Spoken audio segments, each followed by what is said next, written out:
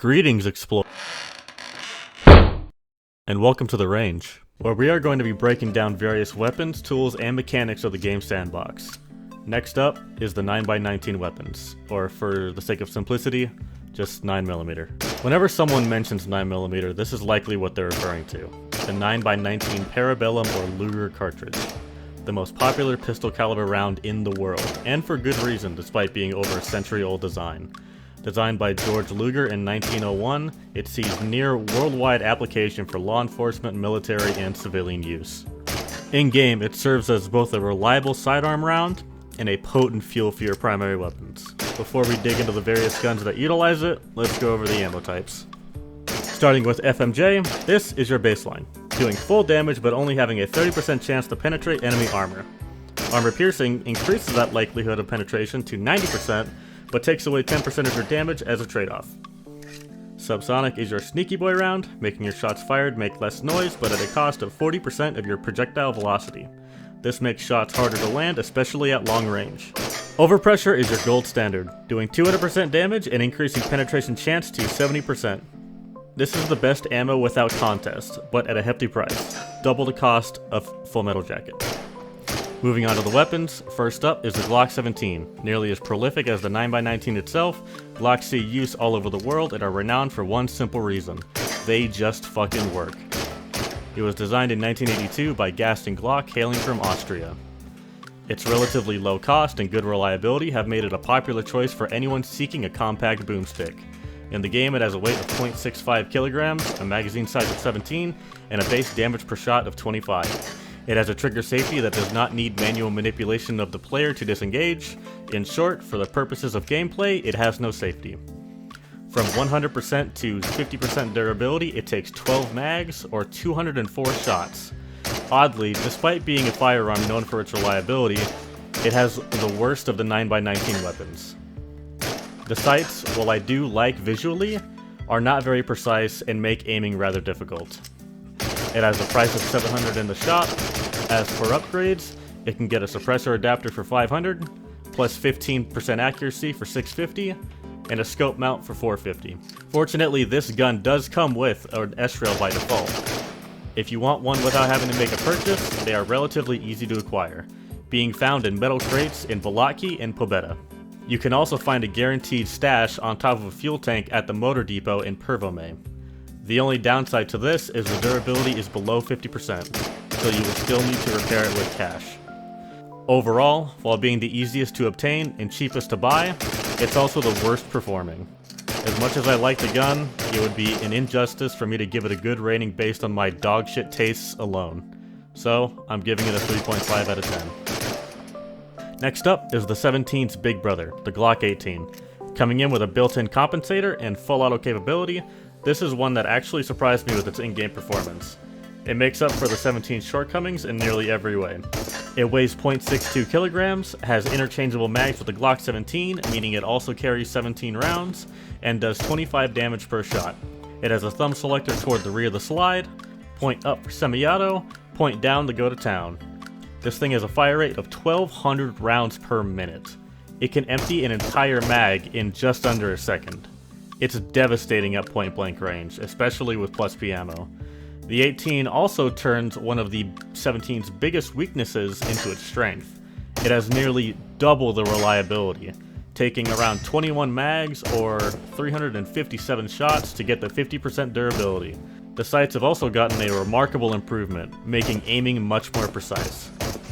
So for all these positives, what's the downside? It costs $3,500. Yeah, this thing is expensive, maybe too expensive. It has the exact same upgrades available as the 17, and still retains a built-in S-rail. If you want to find one, it can spawn in metal crates in Kolkhoz and the castle. This is overall a much more attractive option than I had originally thought, and I would even argue it's better than the M9 in terms of raw performance. I'm giving it a 7.5 out of 10, the only thing really holding it back is its excessive price. The final 9mm handgun is the M9. It was designed by Italian firearms manufacturer Beretta in the 1980s as the 92 FS and adopted into service by the US military as the M9 in 1985, replacing the Colt M1911 design. In-game, it's widely considered to be the best sidearm, and for good reason. It has a weight of 0.97 kilograms, a mag size of 15, and a damage per shot of 30. It has a thumb safety that is needed to be manipulated by the player in order to fire.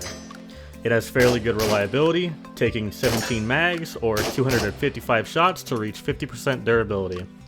The sights are very good, along with the gun's inherent high accuracy. Shots are easy to hit and fairly consistent. It has a price of $1,500 in the shop. Upgrades are slightly different than the Glocks. It does not come with an S-rail and will run you $400, a suppressor adapter for $500, plus 15% reliability for $600, and a scope mount for $450. If you want one, you can get one in metal crates in Pobeda and beyond.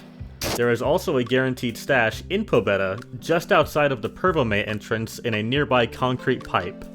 Bear in mind, this is under 50% condition and requires repair with cash. Overall, the M9 deserves its reputation as a quality sidearm, even though the 18C has slightly better performance in my opinion. It still takes the crown because it's much more accessible and affordable. Therefore, I'm giving it a 9 out of 10. Moving on to the 9mm submachine guns, we have two of them. First up is the MP5. Another iconic firearm. It was designed in 1964 by Heckler & Koch.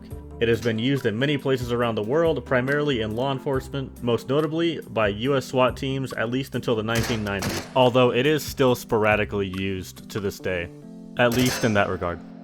In the game, it has a weight of 2 kilograms, a mag size of 30, and a damage per shot of 35. On the side, it has a selector lever and offers semi-auto, 3-round burst, and fully automatic fire.